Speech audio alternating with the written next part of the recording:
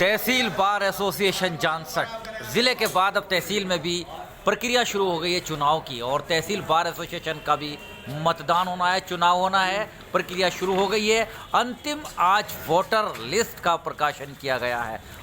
कुल 142 सदस्य ऐसे हैं तहसील बार एसोसिएशन में जिन्हें वोट का राइट दिया जाएगा। तो उसके बाद आप ये भी देखेंगे और हम चुनाव अधिकारी जो बनाए गए हैं उनसे भी आपकी बात कराएंगे कि क्या पैमाना है और किस किस को वोट ऑफ राइट मिला है। इसके साथ साथ देख सकते हैं हलचल मच गई है और जो चुनावी इसमें समर में भाग लेंगे वो भी पूरी तरह से सक्रिय नज़र आ रहे हैं।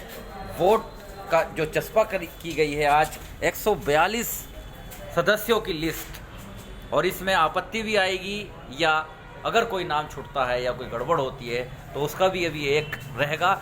हालांकि अभी चुनाव कार्यक्रम जानसठ में घोषित नहीं हुआ है, लेकिन चुनावी प्रक्रिया शुरू हो गई है। प्रक्रिया शुरू हो गई है, लिस्ट लगाई गई है आज वोटर्स की। क्या कहना है, चुनाव में आ रहे हो? हाँ, चुनाव में आ रहा हूँ और दल बल के साथ आ रहा हूँ और जीतूंगा चुनाव।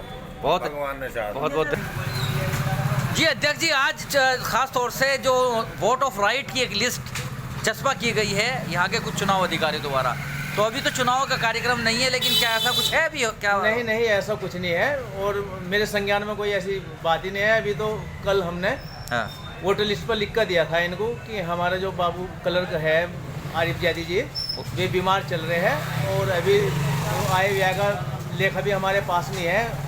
हमारे पास में क्या बचा हुआ है, अभी तो हमारा काम भी अधूरा रह रहा है। तो ऐसी स्थिति में जो है हमें तो कोई पता ही नहीं इन्होंने कोई लिस्ट लगाई इस तरह की। हाँ, क्योंकि कुछ लोग उसमें नाम भी छुटे हुए हैं, उस पर भी लोगों की आपत्ति आ रही है।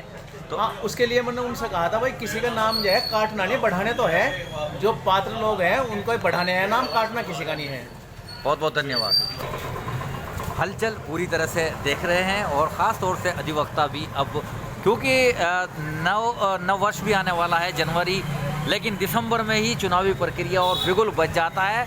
लेकिन सबसे बड़ी बात यहाँ है कि जानसठ बार एसोसिएशन की बात करें तो यहाँ 7 जनवरी को तो मौजूदा कार्यकारिणी ने ओथी ली थी और उनका समय भी अभी समाप्त नहीं हुआ है, तो उससे पहले ही अभी चुनावी प्रक्रिया बेईमानी सिद्ध होगी, ऐसा अधिवक्ताओं ने आज कहा है, दावा किया है। और अल्डर कमेटी से भी उन्होंने आह्वान किया है कि वह पहले एक जनरल हाउस या जो मौजूदा कार्यकारिणी होगी उससे पहले एक लिस्ट देगी, उसके बाद ही उतार चढ़ाव या जोड़ने तथा नाम की प्रक्रिया भी समाप्त होगी। खैर, बहरहाल अभी चुनावी प्रक्रिया में हलचल तो हो गई है जानसठ बार एसोसिएशन में। देखना है कि कब कार्यक्रम घोषित होता है, कब होता है मतदान, उसके लिए बने रहिएगा। और बड़ी अपडेट के लिए मेरे साथ आरिफ चीचमेली, चीफ एडिटर बार और बेंच।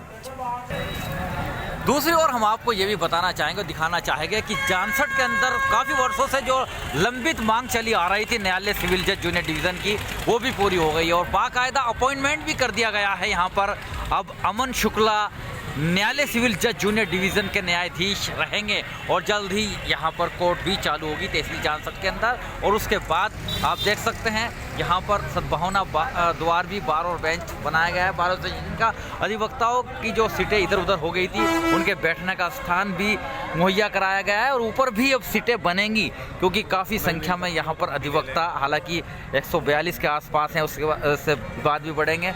और कई कैंडिडेट ऐसे हैं जो कि चुनावी मैदान में जल्द से जल्द अपना चेहरा दिखाएंगे या आएंगे और सरगर्मियाँ पूरी तरह से तेज हो गई हैं। निर्माण कार्य भी हुए हैं। मौजूदा कार्यकारिणी की बात करें तो शशि शहनी तथा योगेश भेटवाल के नेतृत्व में ये देख सकते हैं एक द्वार, खासतौर से ऊपर इनके चैम्बर बनेगा और यहाँ पर भी बहुत से अधिवक्ताओं के बैठने की व्यवस्था की गई है। लेकिन सबसे बड़ी बात यही सामने आ रही है कि क्या मतदान या चुनाव अभी हो या इसमें अभी डिले हो, क्योंकि अभी कुछ काम भी पेंडिंग में है। और उसके साथ साथ सबसे बड़ी बात यही है कि 7 जनवरी